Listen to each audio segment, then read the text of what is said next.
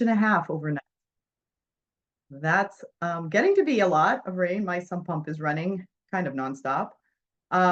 So as we're getting assembled here, I know Megan has a poll she's going to send out in a couple minutes once we have everybody on, but you can go ahead and put your name and organization into the chat as you're getting situated here, and then we'll just give people another minute or so to get logged in. Oh, and here's the poll.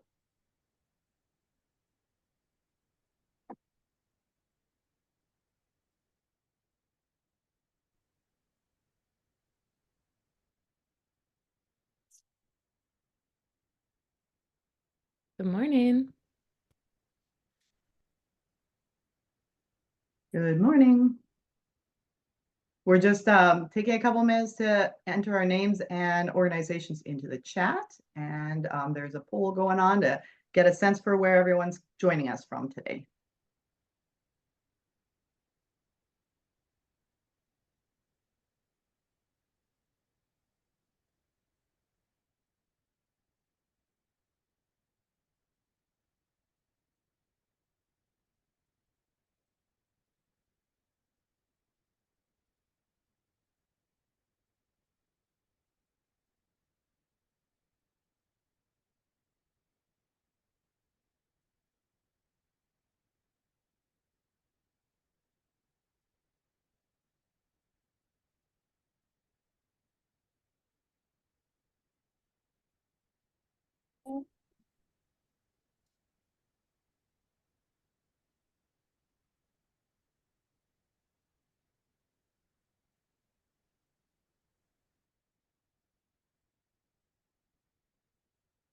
Well, I'm just gonna fill the silence for a second.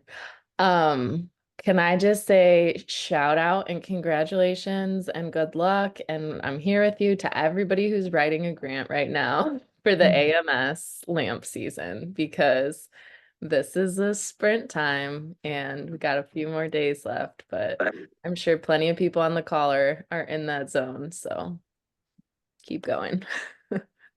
I hear you 100%, Giselle. This is like my first season, like actually trying to write like the application, like being a lead person. It's insane. Hats off to everyone that's been doing this. Big respect. For sure, there's a lot of details that have to go into that, and a lot of coordination and planning, and yes, tons of details. So, okay, well, great. That is a great way to start stuff off. Thank you, Giselle. If you're just joining us, oh, sorry, that's my alarm reminding me to make sure I get to this call. If you're just joining us, then be sure to put your name and organization into the chat. And I think we're going to get started right away here with a special couple guest presenters this morning. Today we have Beth Romer with the Choose Iowa program, and also Marin Beard from Luna Valley. If you're not aware of Luna Valley, they are a beautiful pizza farm up in Northeast Iowa, Decorah area. I have personally experienced the farm and the delicious pizzas that they make there, and would definitely recommend, if you're in the area, to check that out. But today, Beth and Marin are going to talk to you guys about the Choose Iowa grant program. Luna Valley recently received one of the grants in the most recent round of funding. And I think they're going to go through a little bit of information about the grants in general, application, and kind of overview of the applicants that have been applying the last few years. And then Marin's going to give you maybe some information specifically towards their grant and the process that they went through to receive that grant. I'm sure there'll be also some question and answer opportunities, or always throw your questions into the chat if you have any as we go along. So I'll probably let Beth and Marin do a little more introduction for themselves, and I'll pass it off to them now. Thank you. Thank you. Good morning. So excited to visit with you all and share. And I'm going to share my screen while we get started. Marin, do you want to introduce yourself?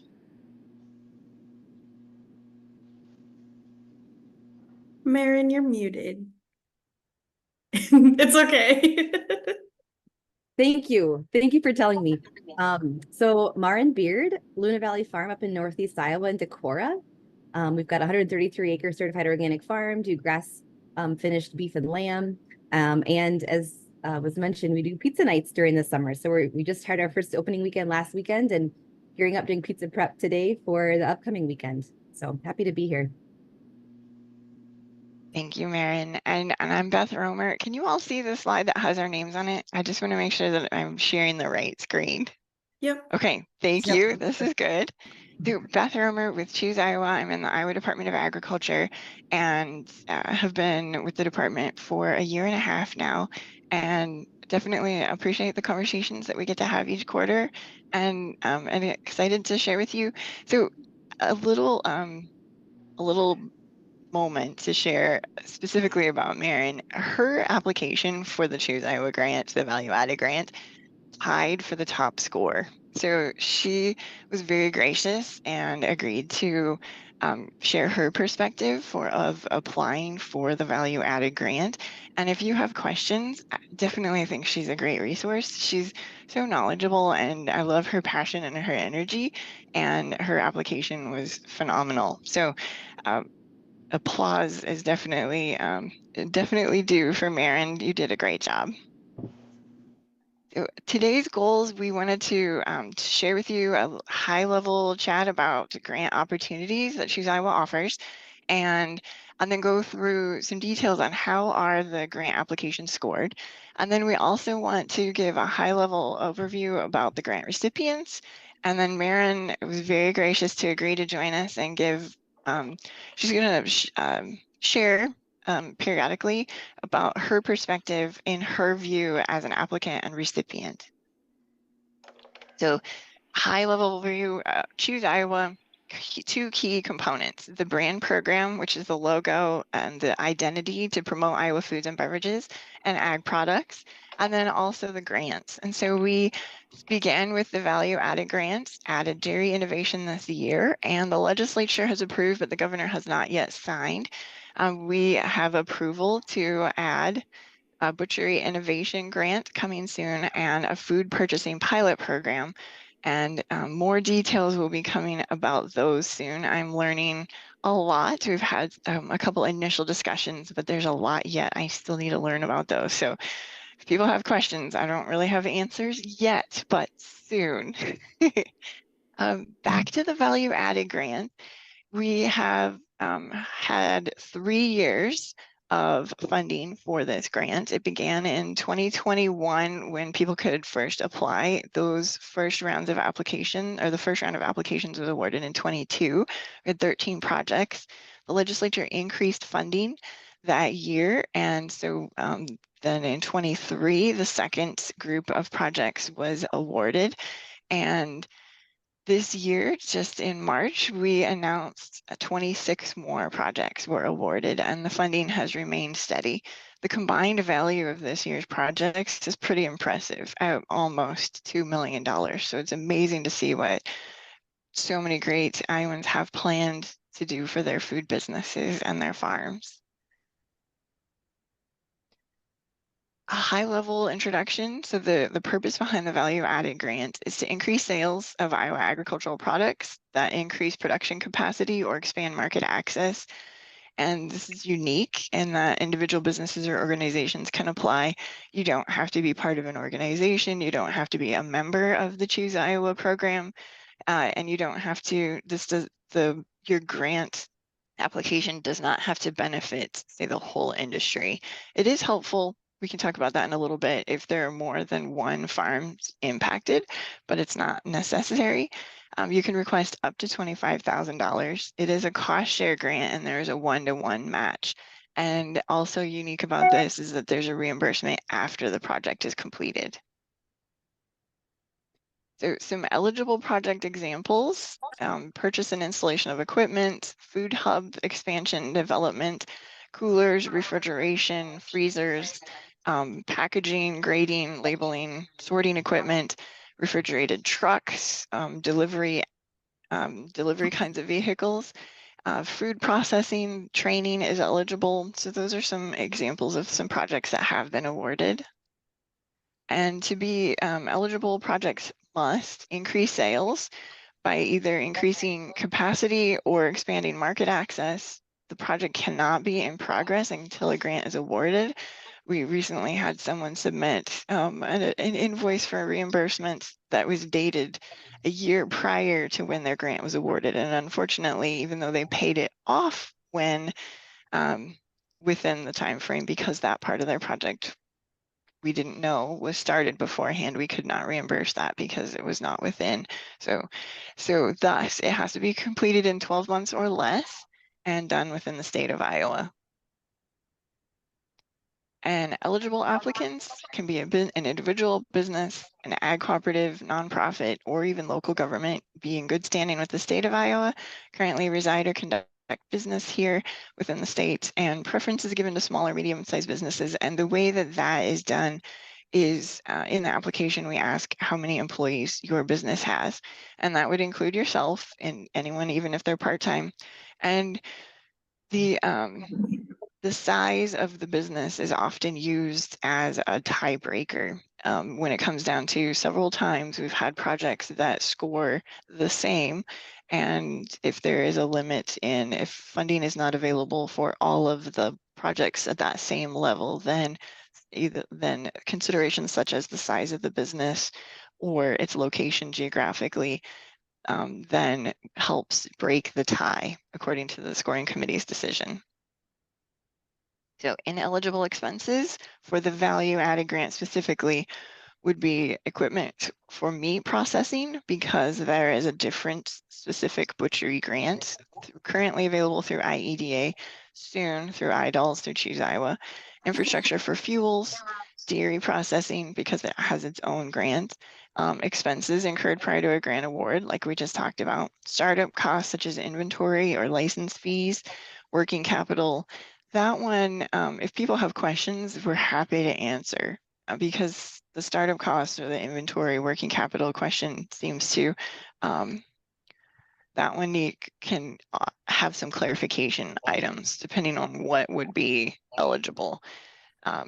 So the actual items for packaging, say the equipment, it would be eligible, but the items needed for packaging, like a container, is not eligible related to that. Other ineligible expenses include advertising, public relations, entertainment, marketing, and then employee wages and benefits. Now, related to that, if you hire a contractor to do, say, electrical work or cement work, their time is eligible, but unfortunately your own time is not. So in-kind contributions are not accepted or eligible. And then the grant funds are not eligible to be paying off existing debt.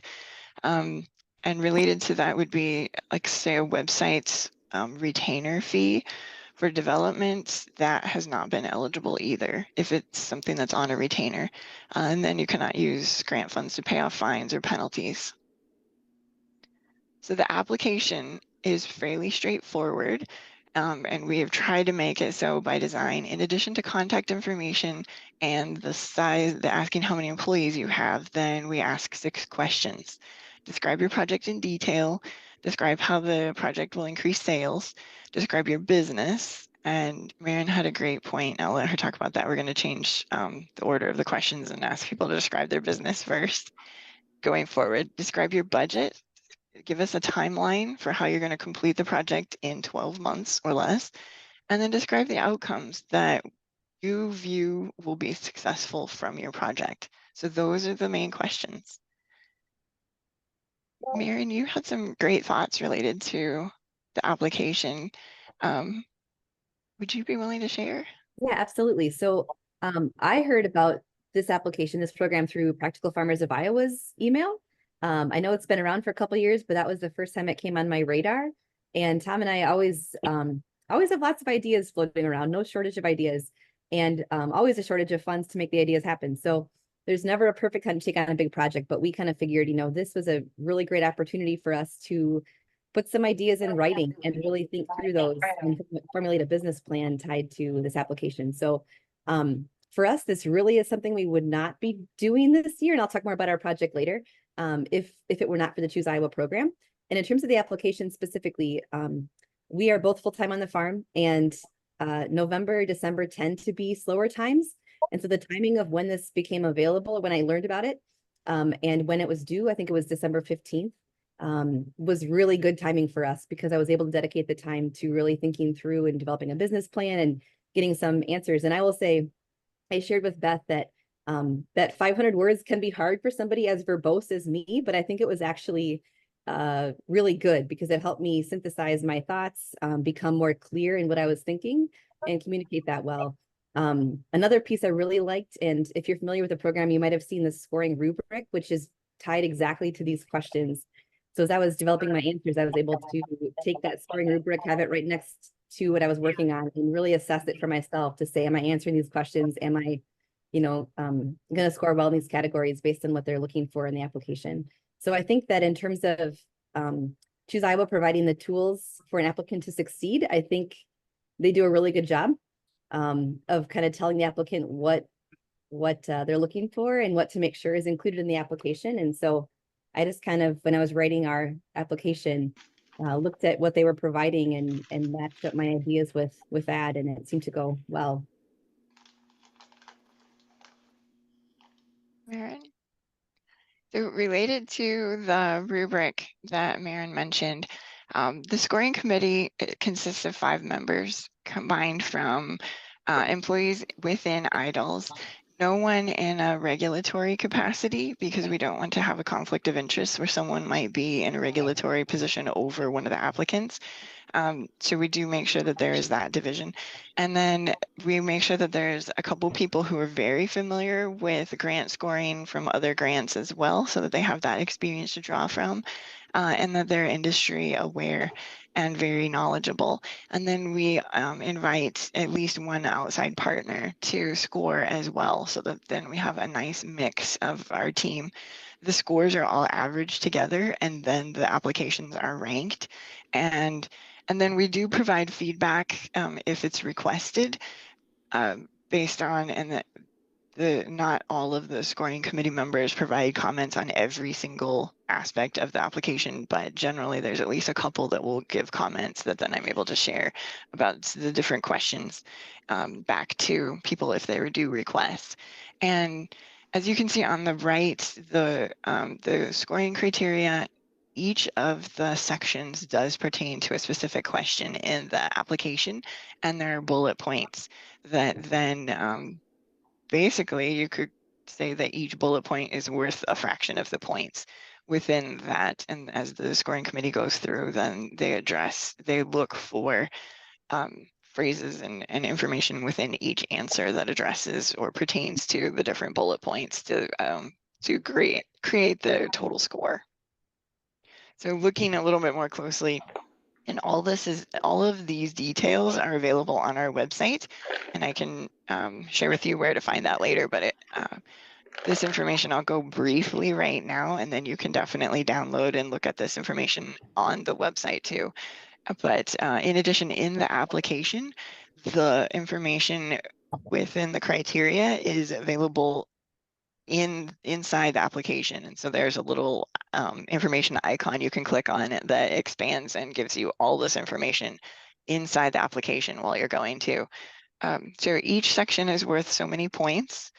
The budget, after the first year, the budget points were increased because the scoring committee feedback was that the projects they saw being a year into this, they saw being the most successful were those that had the best budget information and the most realistic timelines. And so those do have a little bit more points.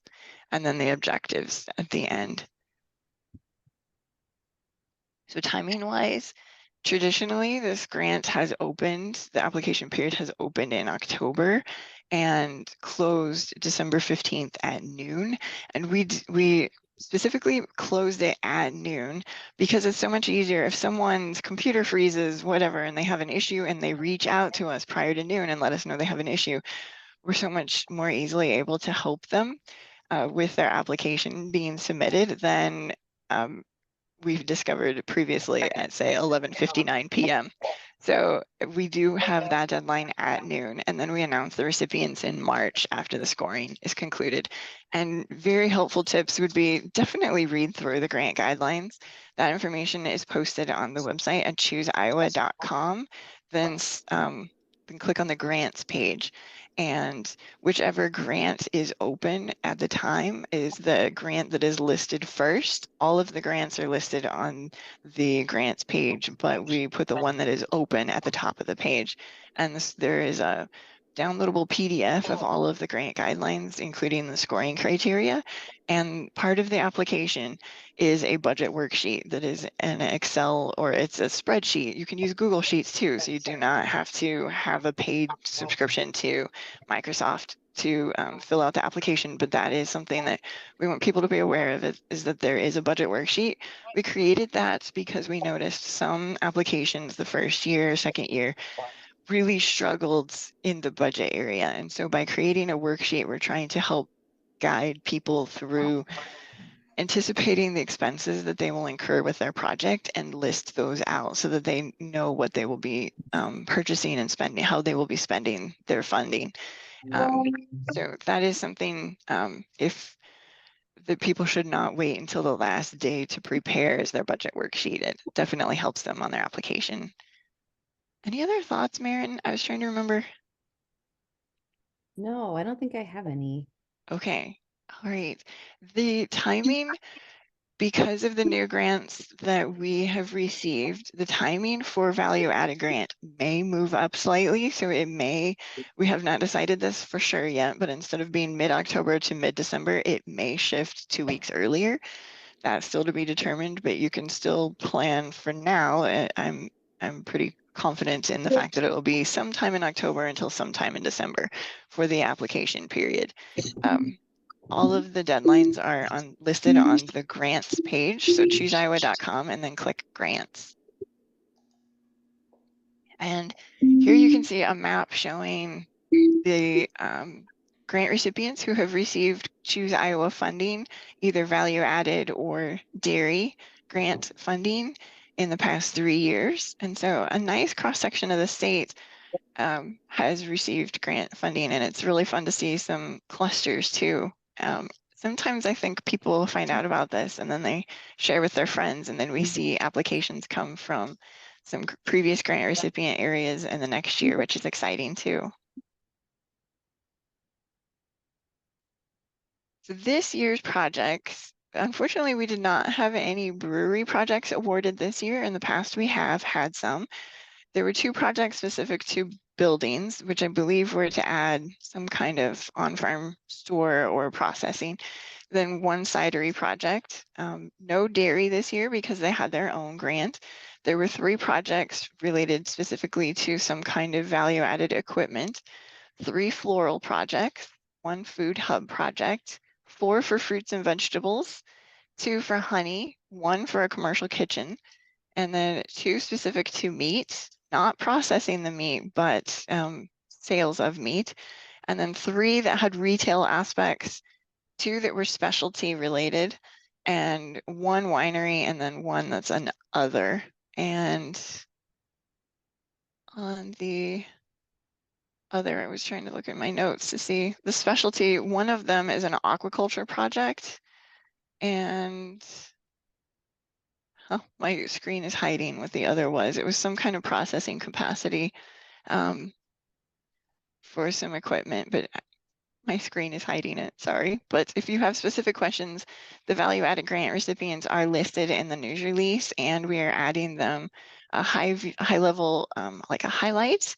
We're adding high level highlights of all the grant recipients on the grants page. So look for more details coming soon. I think that just this week, the first year's grant profiles were added. Maren, you have a great story. Would you be All willing to right. share? Absolutely. Yeah. So we bought our farm from a neighbor about 12 years ago, and we've been grazing cattle and sheep here and growing organic. We're a certified organic farm. Tom has always been full-time on the farm. I used to work off farm, actually, with many of you on this call in the food system work. And then in 2017, we opened up for public pizza nights in the fall. And the next year we had our first full season starting, and I decided to leave my full-time job, kind of a leap, and be full-time here. And it's been just a great move for me and for our family and for, I think, the community too. It's been a really fun thing to do. So we are open from May through October for pizza nights, and we have a Italian wood-fired oven. We cook pizzas for people who come out. We're reservation only. We use as many local ingredients as we can, and we've got a beer and wine license. And so we pour a lot of locally crafted beer and cider out of our taps, and local soda as well, and kombucha and apple cider and things like that. So last summer, for example, it was a short season. I had a baby in early September, so we were just open from May through August. We had about 12,000 people out for pizza. And if I had to wager a guess, I'd say about 50% of our pizza guests are local and 50% are tourists throughout the entirety of the season. When people come out, they are just very excited to learn more about this place and about our food system. And so we thought, it'd be really cool to have a farm store where we can feature meat from our farm and goods from other small farms and food businesses across Iowa, and even in Minnesota and Wisconsin a little bit too, because of the corner that we're in the state. Draw from there a little bit too. But we want to just, people have a good experience out here, I think, and want to be able to give them the opportunity to take home some things from our food shed and from the state that they can eat later and enjoy. So there's two parts of our project. So Beth has a picture up right now of, you can see, this is a rendering. That's our pavilion on the left, our barn, which has our commercial kitchen in it. And then off to the right, this extended lean is where we're going to have some warehouse and storage space. We're going to pull all of our meat freezers. There's about 6 of them in here right now in our commercial kitchen. Pull those out into that space, have shelving, and that will allow us to have more capacity in our kitchen for adding things like salads to the menu. So we'll have more space to work and be able to increase our purchase of other local food items from small farmers in this area. It'll also help us increase our sales of meat. So because of our space constraints in here, back in 2020, when we weren't operating at the same capacity for pizza, we sold, for many reasons, but we sold a lot more meat. I had more time, we had more space. And I think that their demand is there for sure.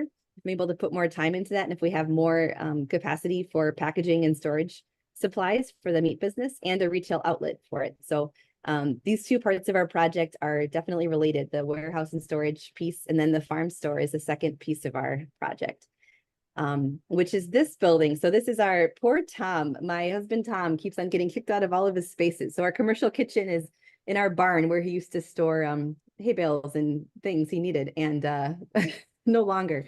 And this was his little, it was our garage, then it was his workshop, and now it's going to be our farm store. So it's 20 by 22, built in the 1950s. Nothing remarkable, but it's in a central location to everything else that's going on here. And we just actually had our concrete floor poured in that building last week. So construction is underway. We're going to do a pretty modest remodel, do some beautiful bur oak siding, board and batten siding on the outside from trees that we had to take down on our farm. So trying to pull in some of those elements from our place. So pretty small footprint, but I think it's going to get a lot of traffic on pizza nights. So our plan is for the store to open in May 2025. And it will initially only be open on pizza nights to serve those guests that are here. It'll be a good place for folks to get provisions for the weekend. If they're in town staying at a cabin or camping, we'll have things like bacon and brats and buns and kind of essentials for folks that are wanting to do some cooking. We'll also have things like cheese sticks and meat sticks and popsicles and things that kids can enjoy and other people can enjoy when they're out for pizza, in addition to the food that we serve from our commercial kitchen. So the goals behind this farm store, we see our strength as a small farm with both of us full-time on the farm is diversity. And so, we have the farm enterprises. We grow a small amount of organic corn. We've got grass-fed beef and lamb, and we've got pizza nights and some private events and things as well. And this farm store we see really as helping diversify our own income, but also perhaps more importantly, supporting other small businesses and small farms that are in this area and across the state. So when I look at, I think last year we sourced just over $42,000 of local pizza toppings and beverages to serve on pizza nights. And I'm projecting out by 2027 that we will triple that number. So I think that the, potential for impacting our food shed is pretty significant when we look at, again, taking some things out of our kitchen to increase our capacity in here, to meet demand, and then also having a retail outlet for goods grown here and on other small farms across the state.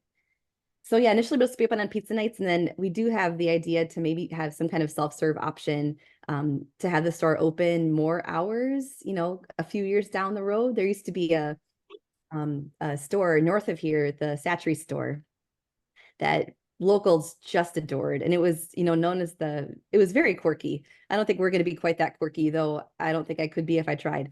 But it was, locals loved it. Tourists sought it out. It was coined as Iowa's most remote spot by Des Moines Register, I think, 20 years ago or something. So anyway, there was this store and people loved it. And we kind of could see this being a destination for folks in a small way, if we opened up more hours of the week. So we'll try to figure that out kind of as we get there. But for now, just open on pizza nights to really serve those 12,000 people that are here for pizza. That's so exciting. Great job, Maren. Oh my gosh, I can't wait to see everything that you accomplish. You've done so much already. You're doing really well. Thank you. Yeah, we're super excited. This is awesome. So I wanted to share just briefly about the new Choose Iowa Dairy Innovation Grant. $750,000 in funding was awarded this year. The maximum that each person could request was $100,000, and that did require a 1-to-1 match. They could receive additional points if they had provided more than the required match amount, and in-kind contributions, just like value added, are not accepted for this grant. And it was specifically for dairy processing equipment on farm or labor reducing technology, or both. And again, applicants don't have to be a member of the Choose Iowa program to apply. And timing for this year, the application period opened in January, but we anticipate this calendar year, opening the application period before Christmas, sometime in December, and closing it either end of January or beginning of February, so that the application period will be open for 2 months. And again, the deadline will end at noon, and we will score them in February and March, and then announce the awardees in April. And similarly to the value add, the grant guidelines scoring criteria are on the website, and a budget worksheet is required as part of the application in a spreadsheet format. And that is so that on the back end in the portal, the information that's put into the worksheet is then pulled out and used and inputted into the grant agreement and some other things. So that's why it needs to be in a spreadsheet format. So we would welcome questions and appreciate the opportunity to share.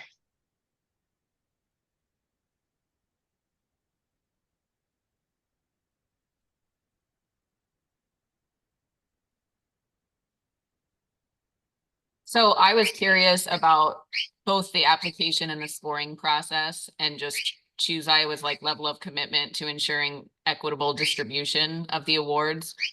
And I guess with that, I was also curious in terms of the application and the budget worksheet. Are those available in Spanish? Are they available in French, or any other languages?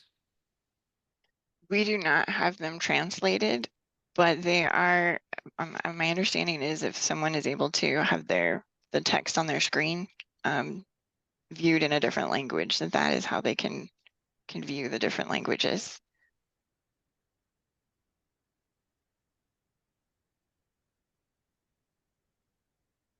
And then with regard to other measures that are taken outside of just I think I heard you mention that there was a preference to small businesses. Are there anything else that is baked into your scoring process to help ensure equitable distribution of the awards?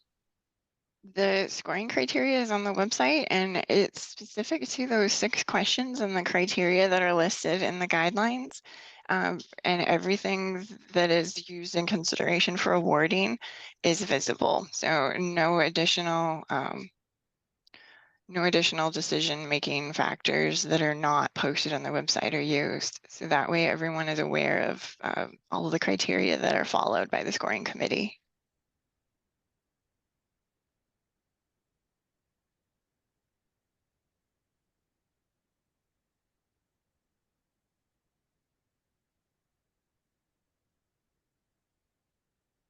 Well, that's a lot of great information, Beth and Marin. Does anyone else have, I'm kind of checking the chat here. There's a question about egg salad sandwiches from the Satry store, I guess. Who is that, Teresa? Yeah. How did you guess? They were, well, just because that's what the store was known for locally, and Teresa lives, the store was kind of between Teresa's place and our place. No, we probably should. That would be really smart. Teresa, the working name of the store is the Middle Satry store. So I think if we end up going with that, we'll have to have some nod to the beloved Satry store somehow. Although I promise ours will not be a week past date. I love that you totally got the joke. So, maybe you're the other Satry or the new and better Satry store, but love that. Thanks. I had a quick question. If we were to, so I'm with the Iowa Food Co-op in Des Moines, and we've been looking at new spaces. If we were to move, it seems like this could be used for some of a build out in a new space. Could it be used to like cover like moving costs of all the equipment or anything like that? That is a good question. That's a new question. The answer to something like that is if it's not specific to one of the ineligible items, then probably yes. So as long as it's not inventory, and since you're already in existence, it's not a startup cost. My inclination is to say yes, but that is a new question. So I can get a little feedback from some of the scoring committee members that have been on the scoring committee a couple different times and see if they would have any other thoughts about something like that being ineligible, but my initial impression is yes. Okay, cool. I can email you and follow up. Okay, thanks. Yeah, I'd be happy to run that and get a better idea. Great, thank you. Yeah, good idea. That's exciting. Dan? Hello, I want to Hi. say a big shout out, Beth. You've done an amazing job with this program, the marketing and all these grants. And so happy to see this at this point, right? A year and a half or so after you've gotten started. And Marin, congratulations on all the work you're doing up in Northeast Iowa. It's very exciting. I kind of want to follow up on Kelly's question because the Choose Iowa program is referenced in the food system plan that I'm diligently trying to pull all the last threads together. We're marching our way toward getting that ready. And there are some points at which there is that question about the equitability of the program.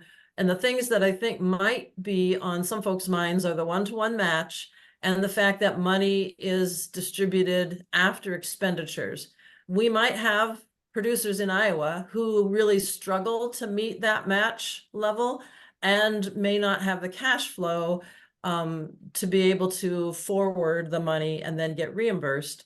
And I just hold up as an example, Practical Farmers of Iowa's savings incentive program recognized some of these limitations for some participating producers a couple of years ago and kind of adjusted how they make some of their allocation of incentive monies related to that program in a different format. And I'm wondering, Beth, if your review committee has anything in its process to entertain those kinds of questions. That's a great question. Thank you.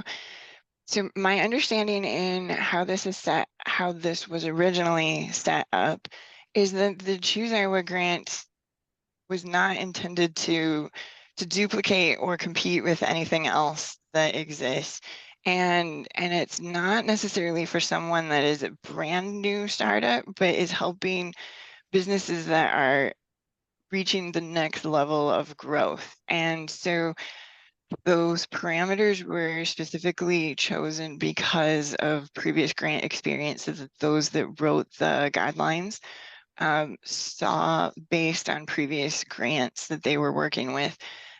They saw the best success. That this was not intended to prop up like a failing business or a business that is necessarily like a brand new startup, but an existing business that maybe wants to add a new a new area, a new kind of product, new venture. So that it's, I guess you could think of it as like if there's a pipeline in the way, that Choose Iowa is not for very brand new businesses, that there are other programs for those. And this is, to me, a different niche. And it's not that there aren't needs, it's just that this one is not meant to address every single need. And so it is very specific with the required match and the reimbursement process. Okay, thanks for some of that interpretation. Yeah. Thanks for your question, and good luck with the plan. I know you've been doing such a great job working on it. It's coming. Yay. Great. I do see there is another question in the chat that I'll just read out for you guys. It's from Chuck Eisenhart, and it says, what are the plans to promote Choose Iowa food products as part of SNAP, Summer Food Service, Summer EBT, and other publicly supported food assistance programs? Good question.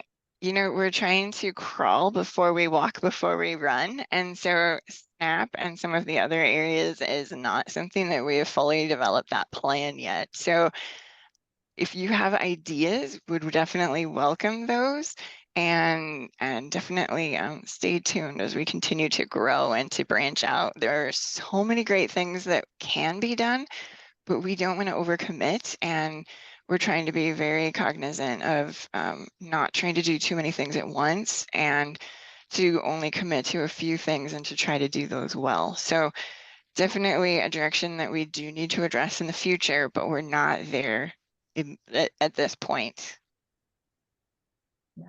Yeah, that's a very good strategy, I think, to do things well and not get over your head. So So many good options and directions. Yeah. It's been daunting, but definitely appreciate the heads up and the thought for SNAP and WIC and other directions that we do need to grow into. Well, anybody else have any last minute thoughts or questions before we wrap up this section of our meeting today? Hi, Beth, this is Teresa. Teresa, hi. Hi. Thanks for your help with the question this week too.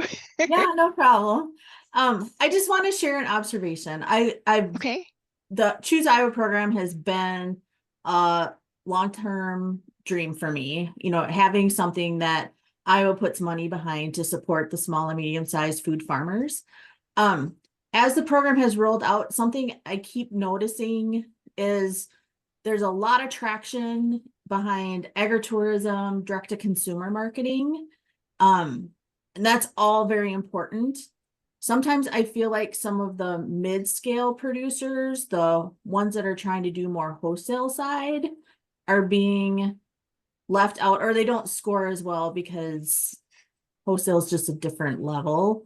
And I'm just wondering at some point if the rubric could shift or specify some of those. I call them the tier 2 farmers, the missing gap between large production and direct to consumer production. I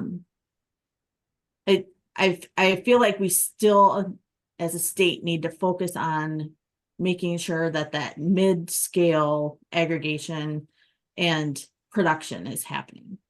So I agree with you. I agree. And that is one of the additional areas that we want to grow into. I've had a few really exciting conversations with a couple people, again, not wanting to duplicate good work. So there are some programs that my understanding is that are working to address that. And so I've had conversations of how can Choose Iowa come alongside and collaborate or work together,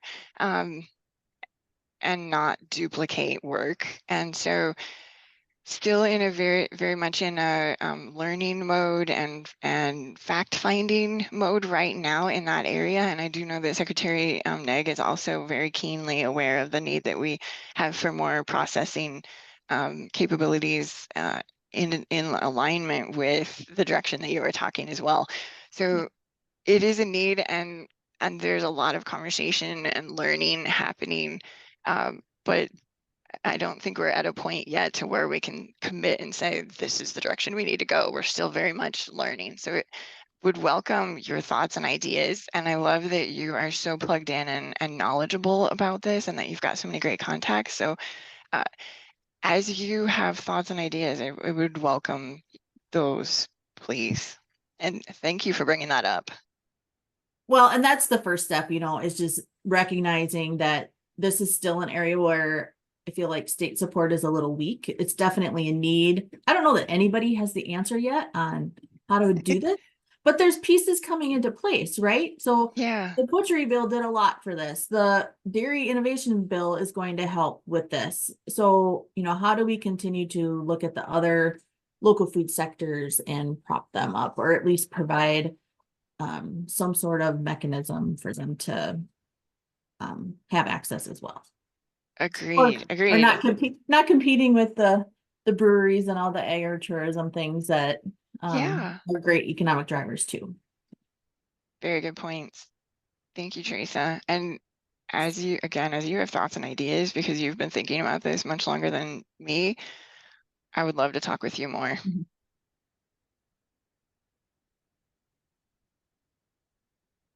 Great. That's a lot of great questions. And I think in interest of keeping us on time, I'd like to thank Beth and Lauren for joining us. That was a lot of good information. And we always like to have you guys join us for updates. So I think I'll pass over now to Ilsa to carry us into the next section of our agenda. Yeah, so I gotta announce the break. So we get a 15-minute break. So we'll come back at 10 with the with the director update from the Iowa Food System Coalition and then our statewide update. So come back at 10 for listening and sharing. And, Giselle opened up our meeting today talking about grants. I'm going to put an option in the chat if you'd like to share out what grants you're applying for, or if you've recently submitted any grants. Would love to just hear about it and kind of see the spread of where everyone's energy is focused, if you're focused on the grant world. So feel free to share out in the chat. If not, we'll see you back at 10.